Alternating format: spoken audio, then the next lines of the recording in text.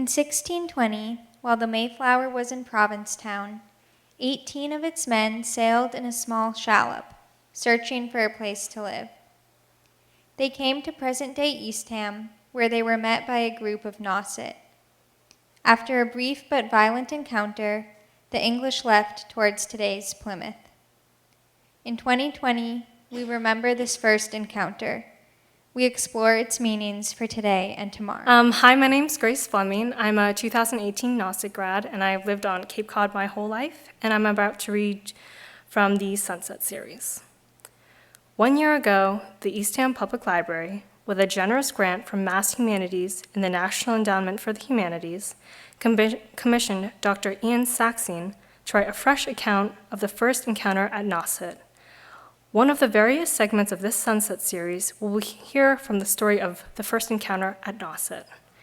Tonight, from the introduction, this narrative was researched and written by an outsider.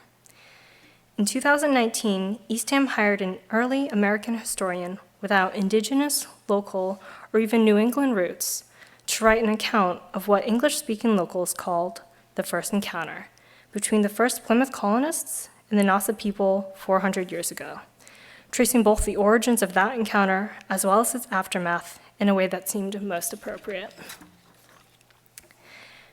As that outsider, having thought about the paths that led to the encounter at Nauset in 1620, as well as from its own day, that decision seemed fitting, because what happened on the Cape was part of a much wider process shaping the wider Atlantic world at the time.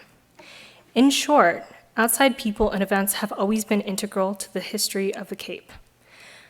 To understand why Nauset people, one of the many groups making up the Wampanoag today, and English met when and where they did, behaved why they did, requires grappling with these outside forces. In addition, part of the legacy of the encounter at Nauset is that many outsiders assigned it symbolic meanings that went beyond what one might expect from one of the many brief skirmishes along the American coastline between the natives and newcomers. The final portion of this narrative follows the path of the Nauset and English from their 1620 encounter to the founding of Eastham and the transformation of Mashpee, on through its residence in our own day, including the rise of mythological pilgrim fathers and regional and national memory. This language of paths is deliberately chosen. The Native Americans forged their own paths across the land in the places that made sense to them long before 1620. European colonizers often followed these indigenous paths, in many cases placing their own roads over them. What were for the Europeans acts of discovery, of creating new communities, were usually instead acts of rediscovery, of following in indigenous footsteps, and often of removal and replacement. English colonists founded the town of Pawtucket, which has been only a few years before a thriving community of 2,000 people. To speak of the English as founding a town there is incomplete. They were building upon and replacing Pawtucket in name and in fact. Plymouth residents who moved to Nauset and renamed it Eastham a few decades later set about the same task. The language commonly used to describe the people in this narrative was a creation of later writers intent on praising the colonists, and in some cases would not have made sense to the English present in 1620 themselves. Because this narrative does not seek to glorify anyone in an ahistoric manner, it dispenses with some of the familiar terms, pilgrims, settlers, and Indians. Early colonists did not call themselves pilgrims. 19th century writers plucked a single lowercase appearance of the word in a separatist Robert Cushman's account, used in the generic sense to mean Christians on a journey to heaven, and used it as an honorific description akin to the label Greatest Generation for the Americans who fought in the Second World War. Nor were the English arrivals in 1620 settlers, a term that implies that they were taming a wilderness or bringing civilization to a place where it was lacking.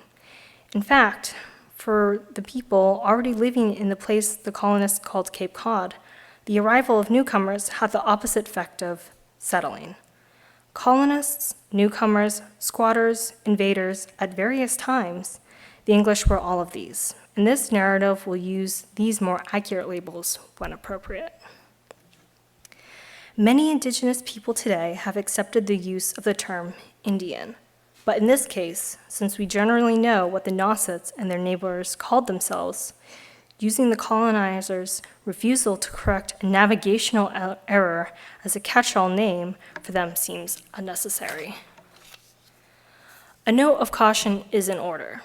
This account tries to take the motivations and perspectives of the indigenous and English participants, informed by a kaleidoscope of different religions, culture, and political influences with equal seriousness.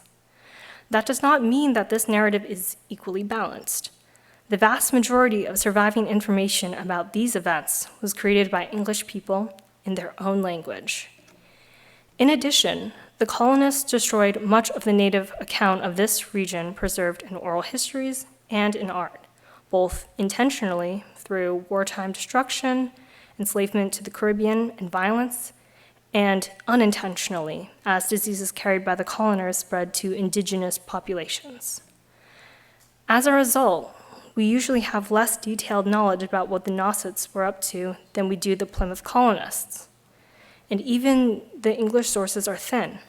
Archaeology, anthropology, the traditions preserved by Nausets' descendants, and careful use of evidence from culturally similar people can all provide context.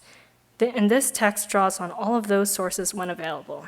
But these methods, collectively known as ethnohistory, can only do so much. In the end, the silences that remain provided their own form of testimony about the legacy of 1620. The evidence presented in this text is not new. Most of it has existed for centuries, as each generation has drawn on it to craft narratives that help them make sense of their world and what came before. It is my hope that this latest account will help the current one do the same. Thank you again for your support of this series. If you're interested in participating in other series that are happening locally this summer, there is an upcoming concert series.